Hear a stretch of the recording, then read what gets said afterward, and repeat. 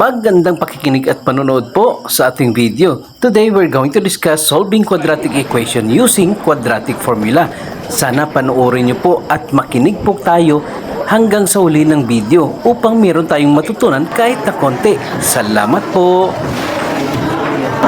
Okay, this one. So we are going to transpose positive 27 into that side. This will become negative 27 equals 0. Standard na siya. A, B, and C. Your A is what? 2.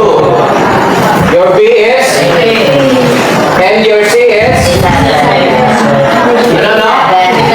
Negative 27. That will give is X equal to negative B plus minus square root of B squared minus 4AC all over by 2A. Ano values ni A, B, and C? Ibulos din natin sa equation. Ibulos ka lang. Okay. Copy the negative sign. Kopyahan ko na siya. Si B natin pila gani? 3.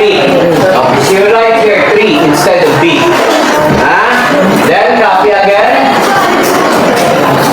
Then the square root sign. Ang B natin again is 3. Right here 3. Then square. Copy the negative. Copy 4. Constant na sila. Ang A na to, pila to? 2. Okay, right here, 2. Ang C na to is? Negative 27. Pinanggulos ko na ito na all over by 2 constant. Ang A na to is? 2 magyapon. Okay, now solve ko na square root. Okay, what is 3 squared? 9. Okay. Negative 4, negative 27 times 2 again. Okay. Plus 216. All over by 4. So negative 3 plus minus 9 plus 216 is 225. All over by 4.